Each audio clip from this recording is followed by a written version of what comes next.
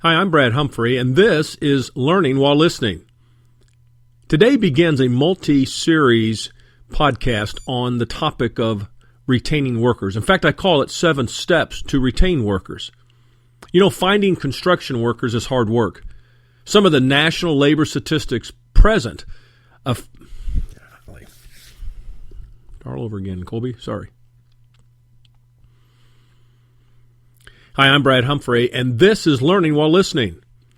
Today's topic is actually the beginning of a multi-part series called 7 Steps to Retain Workers. Finding construction workers is hard work. Some of the national labor statistics present a fairly dismal picture of what sort of talent pool is out there for contractors. Projections about the shortages of needed workers to fill jobs in the construction industry range from as low as 1.5 million vacancies to as high as 2 to 3 million. It's safe to say that if most of the projected building projects were to all start at the same time, there would not be enough workers to complete the projects. The whole so what learning from this situation is that contractors will certainly need to be more persistent and creative when it comes to scaling. Golly, Brad, dang it. All right, Colby, start over again, buddy. Hi, I'm Brad Humphrey, and this is Learning While Listening. Today starts a multi-part series on 7 steps to retain workers. Finding construction workers is hard work. Some of the national labor statistics present a fairly dismal picture of what sort of talent pool is out there for contractors. Projections about the shortages of needed workers to fill jobs in the construction industry range from as low as 1.5 million vacancies to as high as 2 to 3 million. It's safe to say that if most of the projected building projects were to all start at the same time, there would not be enough workers to complete the projects. Employee retention is and will be the hot topic for years to come for most contractors. This issue is certainly bigger now than at any other time in my 35 years in the construction industry. Consider another national labor statistic that projects we're getting older as a workforce as well.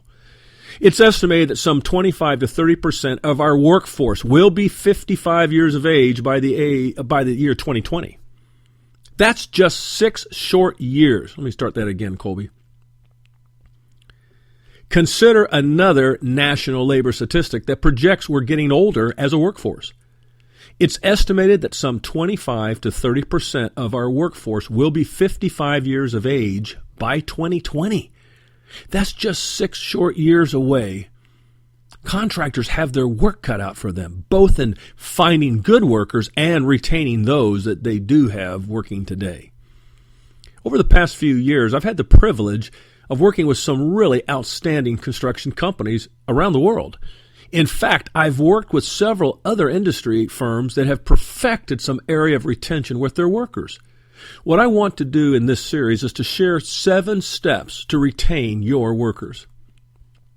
Now, while it may be unrealistic to believe that any one contractor might execute each of the 7 steps without error, it is important that they execute each of the 7 steps if they are to have success. Executing the 7 steps will strengthen your retention, build greater teamwork among your crews, produce even better results, and in the end, develop a better trust between contractor and employee. Let me address the 7 steps first before exploring in greater detail how to maximize each step's effectiveness within your organization. The 7 steps to worker retention. Step 1, onboarding. Step 2, the 90-day plan. Step 3, skill training. Step 4, coaching and mentoring. Step 5, engagement or participation. Step 6, responsibility enhancement. And finally, step 7, performance review. Now, looking at the 7 steps, there is a little new that is present. Start that paragraph over again, Cole. Looking at the 7 steps, there is little new that is present. While a term or phrase might be stated differently, most contractors have practiced in some form or fashion one or more of these during their lifetime. However, what is more critical to positively seeing an improvement in your retention of workers is to commit to executing all 7 of the steps consistently. Before you begin to look at the first step, consider what impact employee turnover or an employee leaving a crew, department, or project team, short just one person, what they can do to your most. Let me start that paragraph over, Colby. Before we begin to look at the first step, considering,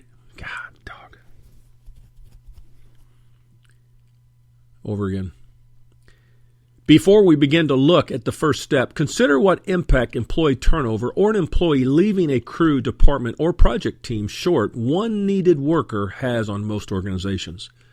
While labor rates and salaries differ across the country, the average turnover cost for a general laborer can be $5,000 to $7,500. For a frontline foreman, that turnover cost might be as high as $15,000. Some estimate more than that. And to replace an experienced superintendent or project manager or a veteran department manager, that replacement cost could easily exceed $35,000. Why the huge numbers for turnover cost? Well, consider a few factors that might make up some of the cost, including production, execution that's just not made due to the void, time spent by anyone involved with just interviewing and screening, the number of days or weeks or months involved with educating and then training the new worker before they're really producing some consistent output of work on their own. And then there's always the proverbial fees that you might pay a professional recruiter, aka the headhunter, which can be as high as 50% of a new hire's first year salary. Now, when you look at each of these costs, it makes more sense as to what we might do to retain our current workers and those who will be hiring over the next few years. Start that paragraph over. Now, when you look at such cost, it makes more sense as to what we might do to retain our current workers and those who we will be hiring over the next few years. The good news here is that retention is everyone's problem, including your competitors. The better news for you and your company will be if you choose to put to practice the 7 steps that I'm going to share with you over this series. Now, let's look at our first step. Step 1, onboarding. The term onboarding isn't new. Well, it hasn't been around for 50 years. It has become a more commonly used term in the past 5 to 10 years in most other industries. It really hasn't been all that common in the construction industry, really until just the last 3 to 5 years for many contractors. So, what does onboarding mean? Well, onboarding is a term used to define an approach to preparing both the company and the new employee for a positive employment experience. It's an effort made by the hiring company to prepare the new hire for their new work environment. Likewise, it's also the preparation a company takes to ensure that their current workers are ready to project a positive and sincere image, creating a very good first impression on the new worker. Now, there are many techniques, many actions, and approaches that can be used to ensure that the onboarding experience is effective.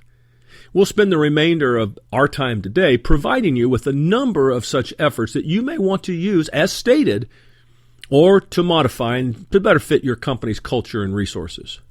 Let's look at the components. Components of effective onboarding. Prepare your culture for new workers. This is not as easy as it first sounds. Some of your current workers are quite honestly horrible when interacting with a new employee. They may not be sociable or helpful in the early days, not to mention that they may refrain from making eye contact, quickly walking away from a new worker, or looking for opportunities to avoid the newbie. To prepare your culture for new workers is to communicate your personal expectations to welcome and integrate new workers. This first component really does begin with the contractor and the senior leaders. Another component. Train your current workers on interpersonal skills. This training might include teaching your workers, especially field workers, how to shake hands with other people, how to ask friendly questions of a new worker without being too invasive or personal, and how to assist a new worker without making the new worker feel stupid. Learning how to make eye contact, how to square one's shoulders up to another person when speaking, and how to listen with interest are all skills that can be taught and learned. Another component, advance newly hired employee reading literature. There's often a space and time between the candidate accepting your job offer and their first day as a new employee. Send the new hire an article or perhaps some company information that might begin their thinking process. Some contractors have sent a package to the new hire before the first day, and it might contain some of the company literature, perhaps the employee handbook, maybe even information about a project that the new worker will be assigned to when they begin working for you. Advancing such literature is less to do with the seriousness of the literature and really more about sending a strong message to the new hire that they are needed, are being thought of, and that the company is anxious to get the learning process moving. Another component, prepare for day one and making a first impression. When the new employee arrives on the very first day, it is crucial that the contractor and every other person available work to greet and welcome this new employee. In most companies, a general orientation on the company is part of the first day. Maybe a few introductions are made, and then the new worker is escorted to their cubicle or assigned to a crew. Now, while the temptation is to get the new employee doing as soon as possible, it is more important on this first day to be sure that, they're made familiar with their coworkers, their work area, and really the general confidence in where tools and resources are located. Even for the new field worker, there is much that a contractor can do to make a great first impression, including introduce the new worker to the rest of the crew. Pre-assign a current worker to be the buddy for the new worker. Provide lunch for the entire crew on the new employee first day. Hey, crew members will begin to love the first day of a new worker if you provide lunch for everybody. Have the crew leader spend a bit more time explaining work processes, standards, for the way your company performs tasks. What separates you from your competition, for instance? Have the current workers present the new worker with a new company logoed hat or shirt or some other item that your company provides for their workers. Encourage your current workers to each provide some fun information about themselves or the crew experience during break times. Another component, finish day one with the supervisor conducting a debrief. Now, to bring a bit of closure to what is usually an emotionally trying day for the new employee, have the new worker's immediate supervisor spend a few minutes at the end of the workday just seeing how the new worker fared. Ask your leaders to share how glad they are that the worker has come to work for the company, maybe even pointing out any positive observation that they've already made about the new worker.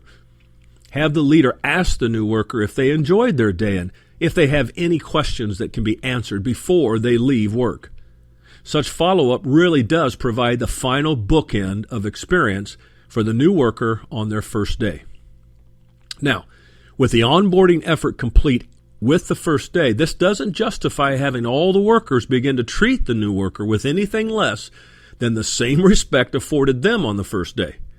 However, we'll look at the next 89 days of effort in our second discussion in this series. A final thought, though, before closing out this first step, onboarding. Onboarding is huge in the life of any worker. Think about the fact that most new workers will return home and be asked by a spouse or significant other as to, how did your first day go, hon? Now, you may want your new worker to have nothing but positive things to say about their first day's experience. Such a great first impression will get the entire relationship off to a great start. Onboarding, by the way, no cousin to waterboarding, is your preparation and execution effort to retain new workers. Unless you want to experience the turnover cost that I shared earlier in our cast, the components to making the first day on a new job the best experience possible for new workers will reward you handsomely. So, here's to bringing new employees on board with your company and to building a relationship that will last for a long time.